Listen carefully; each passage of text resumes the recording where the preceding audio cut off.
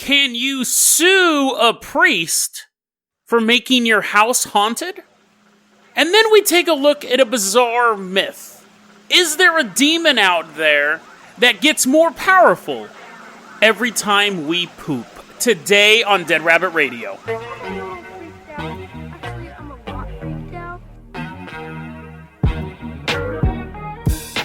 Hey everyone, welcome back to another episode of Dead Rabbit Radio. I'm your host, Jason Carpenter. I'm having a great day. Hope you guys are having a great day too. First off, let's give a shout out to our newest Patreon, Adam Dunn. Thank you so much for supporting the show. Really helps out a lot when you guys support the show. If you can't support the show via the Patreon, you can always help get the word out about the show. That helps a lot as well. That really does help it out. Now, usually I say go out and put flyers or go around your college campus or your workplace. Those things don't exist right now.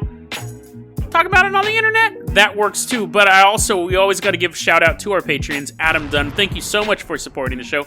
We're going to have you fly around on the Carpenter Copter today. Now, before we go anywhere, yesterday I talked about that offer. I'm not sponsored by these guys. That offer for Shudder, Shudder.com. It's a movie streaming service. If you use the promo code SHUTIN, SHUTIN, you get 30 days free. I talked about it yesterday. I recommend you guys doing it. I think we can watch. Again, I'm not sponsored by those guys, but it'd be illegal for me to trick you otherwise. There's a lot of good stuff on there. Yesterday I watched the movie The Room, and that was on there. That was a Shudder exclusive. I watched that. It was good. I enjoyed that movie.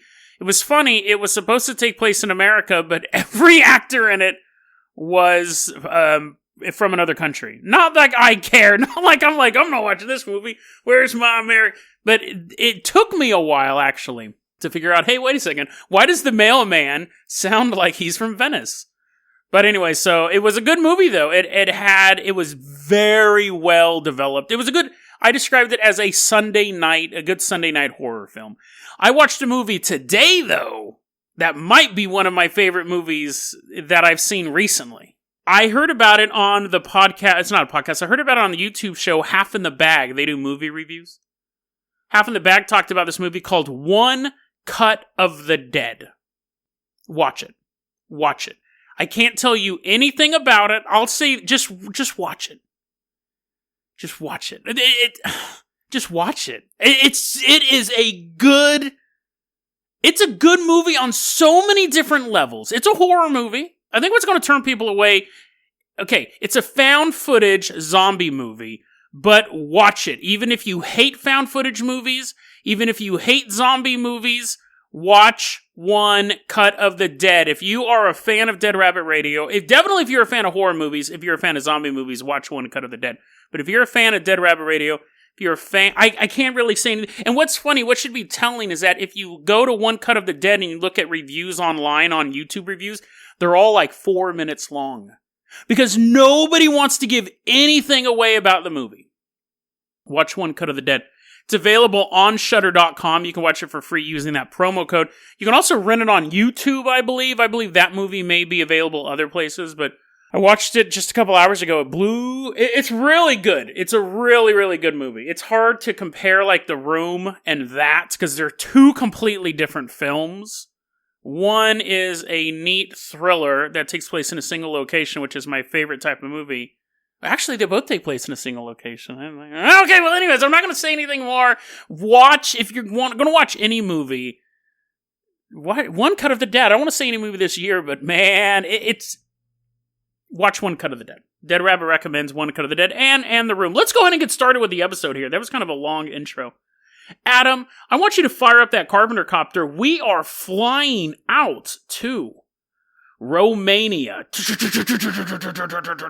Now, we're specifically headed to the town of Pitești. That's in Argeș County, Romania. So let's land that Carpenter Copter. We're like knocking over monuments, big old statues of stuff. People think it's an accident, but we're doing it on purpose. We're just knocking them over. Thanks, Adam. I'm giving you some Patreon love, giving you some of my Patreon bucks for destroying all those monuments. We hop out. We're walking through the city square. We're specifically going to court. We're going to be in a court case, so I hope you guys dressed up in your nice little suits and ties and stuff like that. We walk into court, and there we see a man, a lawyer, which is generally what you'll see at a court, named Madeline, he's a dude. I might be mispronouncing his name, but his name is Madeline Cyclusky. Cyclusku? Imagine like a cycle, and I gave him a clue, had a baby. That's his family, Cyclusku, whatever. He's 34 years old. Now, he's a lawyer, but he's currently like doing the lawyering for himself. So he's the client too. He's actually a professional lawyer, but he's currently like suing other dudes. He doesn't have a lawyer himself. He's his own lawyer. I know that was super confusing. And the people he's suing, like in the defense, you have 4 priests and an Orthodox bishop, and they're standing there, dun dun dun, dun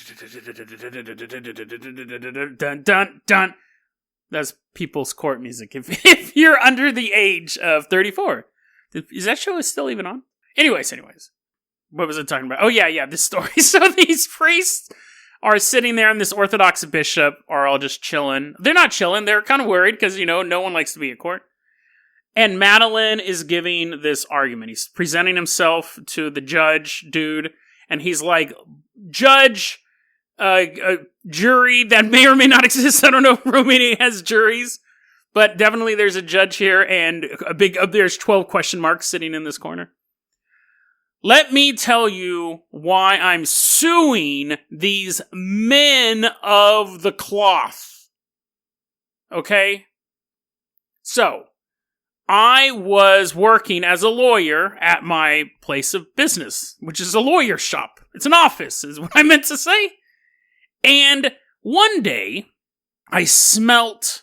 Well, ladies and gentlemen, I'm just going to say it. I smelled the stinkiest fart you've ever smelt. Everyone's like, what? Everyone's talking amongst themselves. And Adam's like, Jason, is this really the episode I'm in? And I go, yep. You're the one who subscribed the day I got this episode prepped.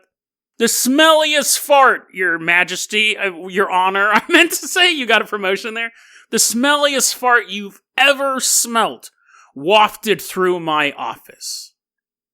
Now, at first, I thought, maybe it was me. I checked my shoes. I checked my underwear. But it wasn't me. But I write it off as maybe something coming in through the window. Maybe just at that point, 1,000 dogs were walking down the street and I didn't hear it. But I smelt it. And apparently dogs smell like farts. I don't know. But they all farted at the same time. And it all just happened to go in my window. But anyways, I said, Your Honor, that was just an accident. What happened, though? The next day I go back to work, sitting there doing lawyer stuff, filling out paperwork, and practicing my speeches in front of a mirror, and wouldn't you know it, the smelliest fart smell wafted through my office. At this point, the judge goes, okay, so let's cut to the chase. You got, your place stinks, but you had all your gas lines checked out, you had all this stuff checked out. You had all of the reasonable things, like, I get these priests are in here, so this has some sort of supernatural ending, but just to be clear, you did have, like, it's not methane, right? We're not all, there's not a huge gas leak in your office right now. Everyone's dead for a city block while you're, no, yeah. This was checked out. This was nothing natural. This was supernatural. Oh, everyone in the audience. Your Honor, I was losing business because of these stinky smells. Couldn't get rid of them. Now, not only was it rough for me to go into work each day, because I knew that eventually my office would start to stink, but that's where I meet my clients. Client walks in there, sits down, we talk a little bit face to face, and then we don't hear it, you just smell it. Just that thick butt smell just float through the room. Just in your nostrils, on your skin, in your clothes. It's like, imagine a locker room filled with nothing but butt. And the judge is like, okay, each person can imagine their own smell. I don't want to hear descriptors like sweaty buttholes or anything like that. And at that point, Madeline like starts flipping through the notes, has to skip past all the descriptors, goes to the next page. Okay. Here's the thing. So I called... This had to be a demon, right? Demons are stinky. Demons smell like sulfur. This was worse than sulfur, Your Honor. This was like... It looks down his notes, skips a couple pages. It was just stinky. I won't go in super description. So I called up the local Orthodox church, and I had 4 priests come out to exorcise the demon, which they agreed. They agreed there was a demon there because they were exorcising. That bishop sent these 4 priests down to exorcise my workspace, and it didn't work. It didn't work, Your Honor. Here's one of his quotes. This is a true... I'm not just doing a theater of the mind. I'm not just doing some weird thing. This was... I guess I should have said this earlier. This is a real court case that happened. This was his quote. Madeline's quote. If they, as he points his finger accusingly at the 4 priests and the bishop, if they represent the way of God, then God's ways are crooked. They did not remove the demons that made these bad smells as they promised to do. And I still see all sorts of demons in the forms of animals, usually crows, but also other such things that are making my life miserable. Priests are just looking at each other. They're like, ah. Now the judge is thinking, okay, this is just weird, right? He knew this had to be weird from the beginning, right? He obviously saw it on the docket. He's getting his robe on. He's like, wait, what? Wait, is this serious? Is this guy really suing priests because a bunch of stinky demons are chasing him around? Yes, sir. Yeah. Now, he's technically...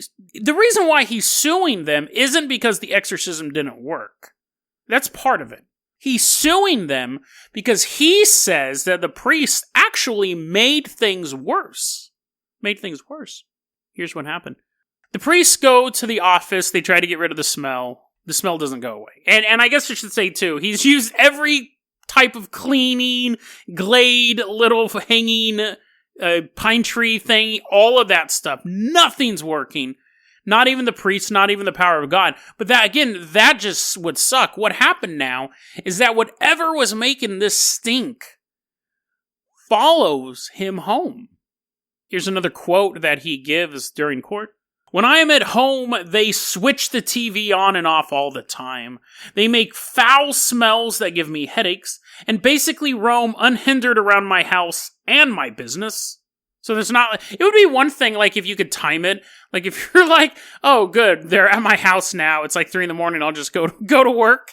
But they're at both places, right? He's at home now. The priests have actually made him mad. The fart demon's floating around.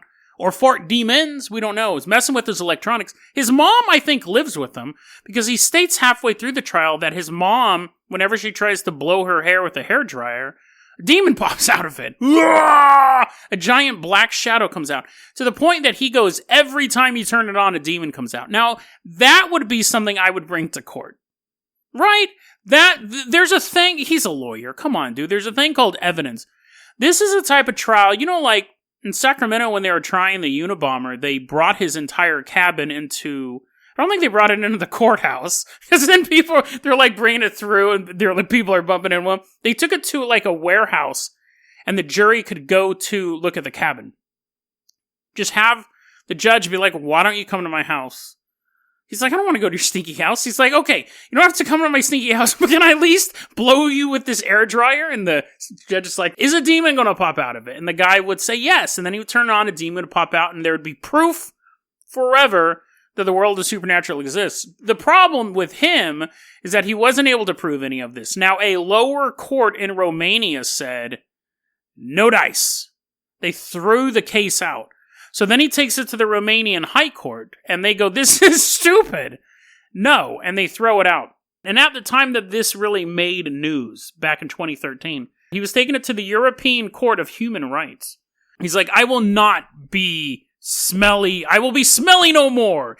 Well, technically I'll still be smelly, but the fact is that I want these priests to admit they got my house possessed, and I think I also want some money. I don't know what he was going for, actually. But the first 2 times, like the first time it got rejected at least, the court made him pay the priest legal costs.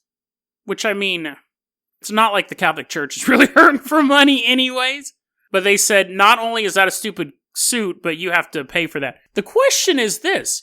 If you provided any sort of other service, right? Let's say I was a mechanic, and I went and I worked. Your car was stinky.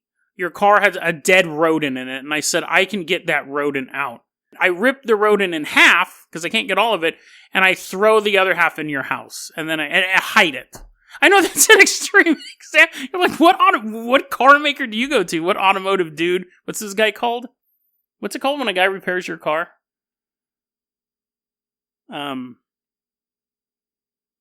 Mechanic. Yes, mechanic. Sorry, I'm going to edit out how long it actually took me to think of that. What type of mechanic do you go to, Jason? Well, I'm just saying let's say you go to no, you get the analogy. I don't have to keep listing off people bad at the professions. They would be liable, right? They would be liable. It's interesting that, this is a stupid case, but if he could, first off, I guess it's not stupid, but there's two things you have to prove. First off, you have to prove that the things exist. You have to prove that your house is haunted. And if you could prove that formerly your business was haunted, and because his mom was like, oh, no, this is all true. This is all true. Demons hopping out of the hairdryer. That wasn't happening before the priest showed up. Our house was totally fine until the priest showed up at the office. So you would first off, you'd have to prove ghosts exist or demons exist, which I think the Catholic Church would. I mean, what were they doing this whole time? Were they like, oh, no, this stuff is all made up, Your Honor. Like, this is a huge racket. No, this is. Obviously, they believe that demons exist. They believe ghosts exist. So, were they arguing? The whole thing's bizarre, but you figured the Catholic Church would be like, yes, his place was possessed, but we didn't make the other place. Like, what actually was their argument? At one point, I found in one of the articles I was looking at, it was saying, and I couldn't find an exact quote on this, but it said that the priests were saying that it was all in his head.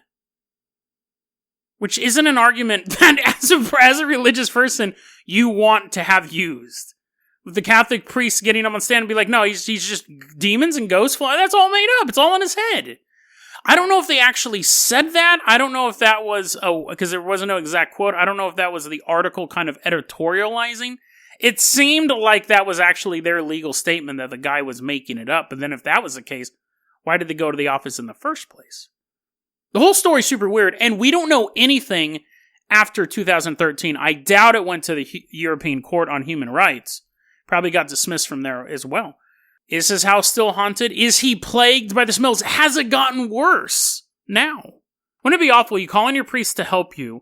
They make things worse. You sue the priest, and then they're like, oh, if you thought that was bad. Now you not only have demons after you, but you got like archangels being like, quit messing with our religion. Lightning bolts everywhere. So, who knows what's happened to this guy? I haven't been able to find anything from him since. I'm not trying to sound ominous. I'm trying to sound like the Romanian church has buried him somewhere. It's just him, his mom, and a hairdryer to mark their graves. I don't think that happened. I think he just kind of faded into obscurity. But there's a lot of bizarre questions. Can you sue the church for not doing their job? If they're they don't really have one job, right? To save your soul. And you can't really sue them for that until after you die. But if their job is to protect you and they make things worse, like I think you could sue any other profession. So why can't they sue the church for doing that? It's funny, when I started this off, I thought it was kind of a goofy story, and it still is. It's a pretty ridiculous story, but now that I think about it, there's a lot of legal ramifications. The lawsuit should have actually been able to go through. Or at least the trial be held and somebody found guilty or innocent. But anyways, I've spent a lot of time on that, a surprisingly amount of time, and I apologize for the length of these episodes lately. But I don't want to make this a two-parter. I want to move on to our next story. Because I actually found a butt demon. Now, that might sound a little salacious. He's not a demon of the butt, but more importantly, demon of feces. Poop, right? Now, not only is this a demon of poop, we're talking about one of the biggies. It's funny, as I was doing all this research, I thought, I haven't really covered a lot of demons. I talked about Baal Bereth way back in the day, making fun of that guy. But it's funny, because when you look at actual, like, the mythology surrounding demons, it's always so detailed and outlandish. I'm surprised I haven't done more episodes on it. Let's take a look at a guy named Belphegor. So, Carpenter cut. So, Adam, fire up that Carpenter copter. We're headed straight into hell. Highway to hell. Flying through, like, fiery tunnels and stuff like that. And then it's just like this desolate wasteland. There's like a huge castle in the background. Totally looks like a heavy metal album cover. we're flying over. This is kind of spooky. Let's come back to Earth. Okay, now we're flying over a beautiful plain of wheat in Kansas, and we're going to land the Carpenter Copter. And then I'm just going to tell you this, right? I don't want to do an episode in hell. That's terrifying. We're all going to get in our little house on the prairie dresses, and I'm wearing, like, you're all in dresses, I don't care. And I'm wearing, like, those clothes that Michael Landon wore. You know, like a shirt and pants. He wasn't, like, wearing a gilded armor or anything. I'm just wearing some normal Pioneer clothes. You guys are all in little dresses. And let's talk about Belphegor. Now, Belphegor is Hebrew for Lord of the Gap, or Lord of the Opening. Now, some people say that his name is that. This guy's actually mentioned in the Bible. Like, this is one of the biggies. And it's interesting because I think there's a lot of connections to him and the fart story we just talked about. But this guy here, he's one of the biggies. So if this was the one that was messing around with this dude in Romania, there's a reason why 4 priests couldn't exorcise him. He's one of the 7 princes of hell. He's one of the 7 deadly sins. He represents sloth. But let's get back to his name, Belphegor. Some people say Lord of the Gap, Lord of the Opening. Some people say it's that because you worshipped him in caves. So there was like a crack or a crevice you would throw your offerings into. That's where the demon was. Some people say it's because it represents the second most important opening on the human body, the butthole. The first being the mouth. Don't be a pervert. The butthole, right? So, he's generally... The thing with demonology, it's interesting because you have, like, you go back to, like, Old Arabic, Old Hebrew, Old Japan, Old China, stuff like that, where they have their demons. And then in, like, the 1500s, you started having these priests and these monks writing these Diabolica Infernums, these great compendiums, whatever, great books of collected knowledge on demons. A lot of times, when you look into them, it's that supposedly the author summoned a demon to get all this, because summoned the demon of snitching. It's like, yes, maybe if you give me a little bit of that virgin, it will jog my memory. You're throwing virgins to him. Yes, Belphegor, I remember him. They summon the demon of snitching, they get all this information. Belphegor, we have some information from the Old Testament. He was the god of the Moabites. The Israelites are hanging out with the Moabites, start banging the girls, and then Moses kills like 24,000 of them. Not himself. Like, he has some magical powers. One of them is not his arm's not getting tired as he's snapping 24,000 necks. People believe that he caused some sort of plague to wipe them out. But anyways, they worshipped Balfour. And that name ended up becoming Belphegor, which is the Lord of the Gap. Now, so he's mentioned in the Bible. He's one of the few demons that is mentioned by name in the Bible. And here's his power. So, like, when you look at these compendiums, when you look at these dictionaries or whatever, encyclopedias, that's the word I'm looking for, of stuff, they'll have the name of the demon, this guy's a prince of hell, so he has massive armies underneath him. They always have, like, what they look like, their powers, and all sorts of stuff like that. It's like basically looking through a book of superheroes. Has all of their stuff. This guy, this is an interesting one, because I think this, honestly, is where the idea of the trickster demon comes from. Because this is an old school one. He appears as a woman. He can appear as a super, super hot chick, right? So you're just hanging out in your house. Kate Upton walks through your closet, and you're just like, whoa. Right? Like, or he becomes a big old monster, but you'd rather just see Kate Upton walk around. Now, he shows up, and he has the ability to give you unlimited riches. That's kind of gauche, though, right? A lot of demons can give you riches. Any demon can do that. He has this interesting thing where, and I think this kind of taps into the human condition. He can inspire the world's greatest inventions. And I think it would be nice to be wealthy, of course. But we look down on people who are simply wealthy. We want people to earn their wealth, to create their wealth. When other people are just wealthy, people look down on them. Like, who do you hold into more esteem? Elon Musk or Kylie Jenner, right? Like, that's just the way things are. So, we have this thing going on. So he shows up, he inspires invention, he inspires creativity. But when I said he was one of the 7 deadly sins, he's sloth. So he'll give you this idea in your head that's within your ability to create. He's not going to be like, you can make an electric car, and you're Kylie Jenner. No, I don't mean to be knocking on Kylie Jenner, right? They can go to Elon Musk and say, you're going to have a makeup brand. And he's like, what? I don't even wear makeup. The fact is that he'll give you something to do that's within your realm of doing. And you'll have this vision of your head, and you'll be like, oh my God, I can totally do this. I can create this life-saving invention or this world-changing invention or just something that will make me successful. And you dream and dream and dream, and you get lazier and lazier and lazier until the torment overtakes you. And by then, we're looking at jealousy and envy because you're looking at other people who have inventions that are lamer than yours, that are successful, and it begins to eat at you. The deal is broken that way. So it's not so dramatic like, oh, you wished for apple? How about 1,000,000? And then you suffocate on apples. Like, it's nothing like that, right? Although, if you summon a demon and you just go, I'll just have an apple, hats off to you, dude, because it takes a lot to summon a demon. But it's you want to be better, and he makes you have the vision of you being better and know how to be better, but makes you too lazy to do it. Which to me, honestly, that's not even a demon's power, right? That's the human condition. You know, we all spend so much of our lives, novels that we want to write, that we can I was thinking about that last night. I had this perfectly planned out story in my head, like, I don't know how many books, just like beat for beat, that I could just sit and write. I was thinking last night, I was like, that was a great story. That was a really, really good story. But that's just part of the human condition. But I was too lazy to ever write it. This podcast, you know, this kicks my butt a lot of the time. I have to do it every single day. But this is in my wheelhouse. You know, I can do this. And I can write, too. I was just super lazy when it came to writing.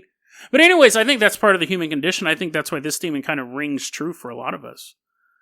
Maybe he's one. I think sloth is more, at least in my life and what I can observe, is more powerful than lust or envy. Like, I'm lazier than I am, like, you know, trying to covet my neighbor's wife. It's a bad example. Between me being a lustful, like, putting stuff on the back burner so I can go out and get laid. That's so far from my character. It would seem bizarre if I did it.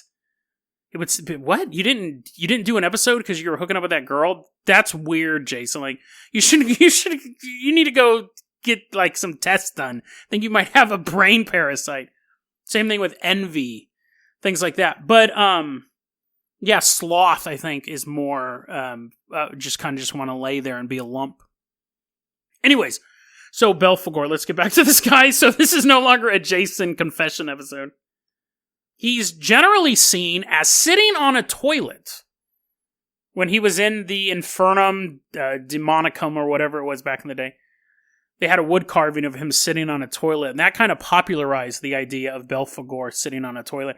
But all the ideas of him being surrounded by poop, of getting poop sacrifices, had been around before that. Because here's the thing. That is what he wanted. He wanted poop.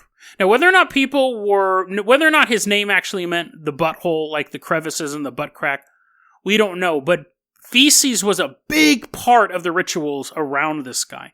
Some people believe people were actually throwing feces into the caves, which actually would kind of make sense, because what else are you going to do with them? You're not like, oh, I've just pooped in the middle of my settlement.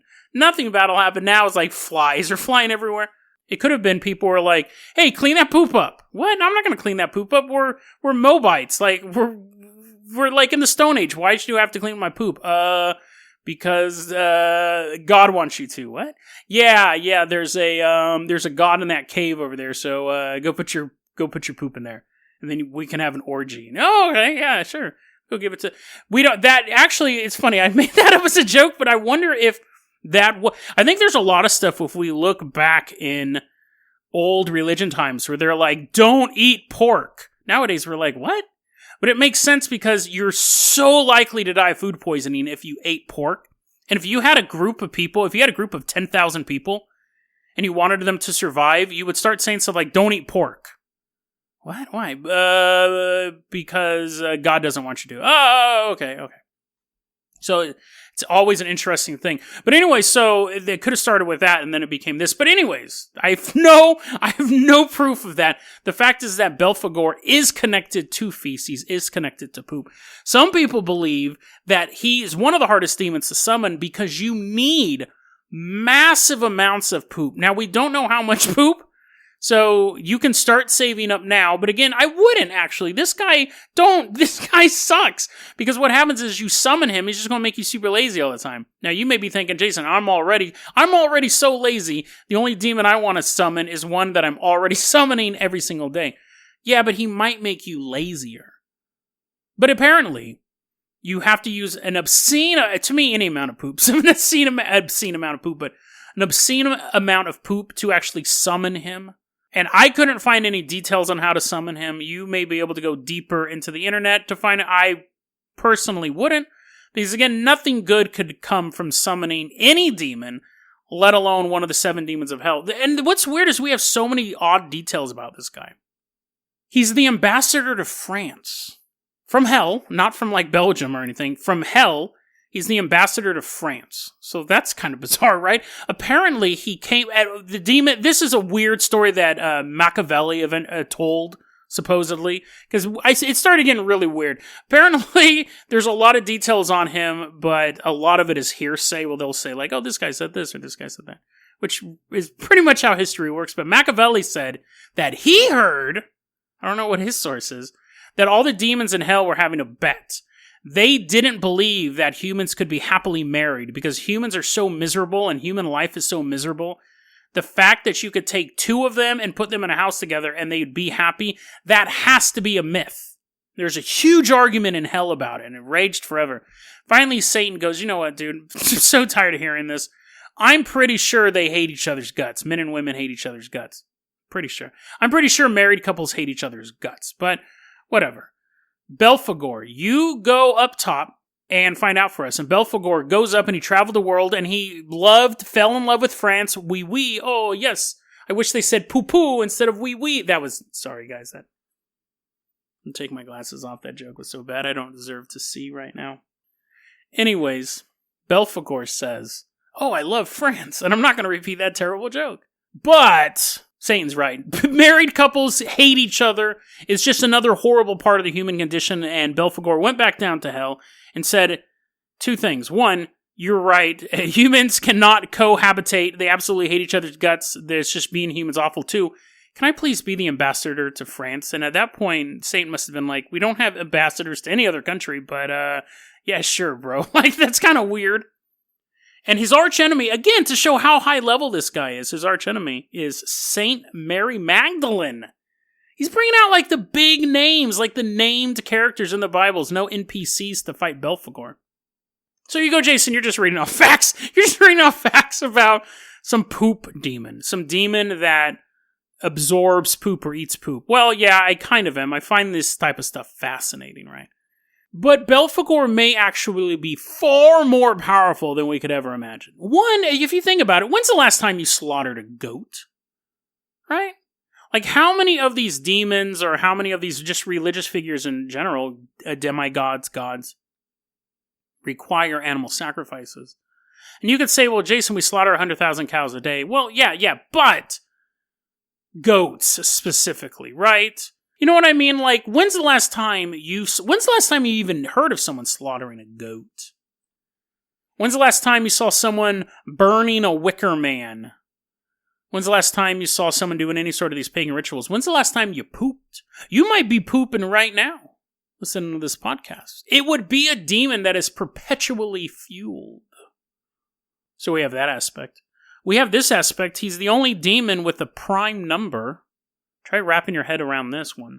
This is weird. Now, I'm not saying that he invented this prime number. Someone named the prime number after him, but they could have called it Lucifer's prime number or Beelzebub's prime number. They called it Belphegor's prime number. It is 1 quintillion 66 billard. What's a billard? Is that a real number? I copy and pasted this from Wikipedia, so it is 1 quintillion 66 billard 600 billion and 1. It's the number 1 13 zeros. This is a real number, by the way. Oh, all numbers are real, but this is like a real recognized number. It's the number 1, it's 13 zeros, 666, 13 zeros, and a 1. It's a prime number, and it's a palindrome number. It's called Belphegor's prime number. Now, here's where you're like, Jason, now this has basically become a math. What was that old show on PBS? I loved it so much. It had MathNet on it. It had the two people in the trench coats, and they would do math problems. It had Math. It was like Pac-Man, but he was doing math. I don't remember. But the point, my brain is broken this episode. I am sure it's gone on incredibly long. I haven't even looked at the time again. I apologize for these long episodes. Belphegor's prime number. Now is where we're going to get really weird, and we're wrapping it up here. Belphegor's prime number is represented, because that's kind of a ridiculous thing, right? 1, 13 zeros, 666, 13 zeros, 1. It's represented as an upside down pi number, or pi symbol, right? Upside down pi symbol. Now, this upside down pi symbol is the very first time this upside down pi symbol is found outside of Belphegor's prime number, this thing being created.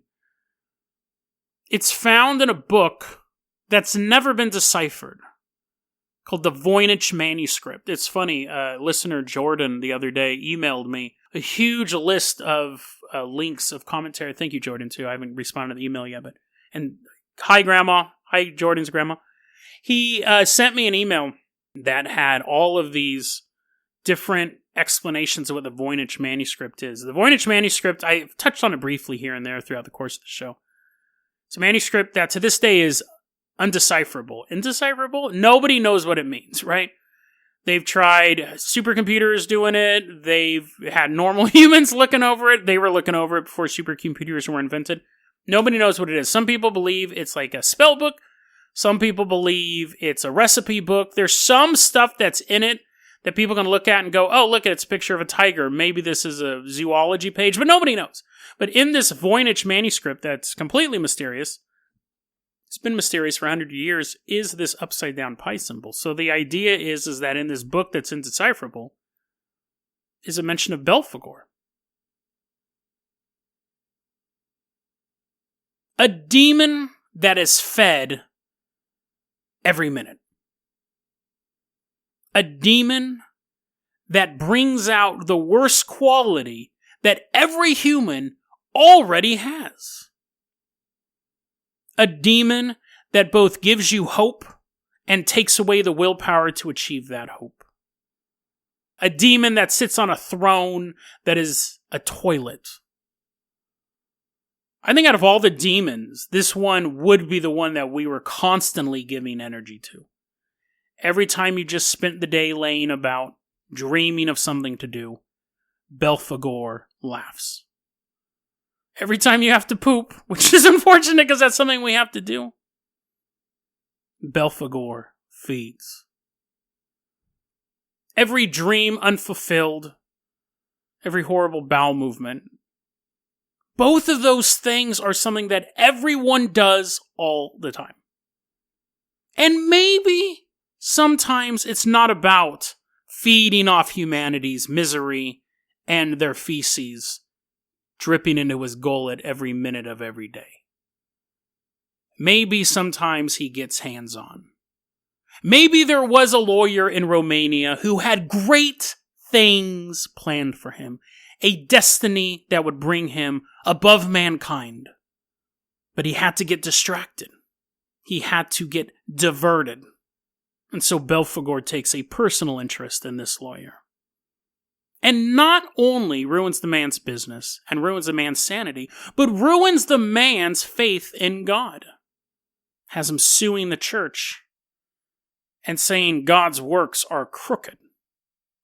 Belphegor may be a demon that controls large swaths of the planet, but pray he never personally involves himself in your life. Because if you think you're already a little lazy now, or a little too regretful of the things you wish you had done, that's nothing if you find yourself in the grip of the demon of sloth. deadrabbitradio@gmail.com is going to be our email address. You can also hit us up at facebook.com/deadrabbitradio. Twitter is @deadrabbitradio. Dead Rabbit Radio is the daily paranormal conspiracy and true crime podcast. You don't have to listen to it every day, but I'm so glad you listened to it today. I love you guys. Stay safe, be kind, and I'll see you tomorrow.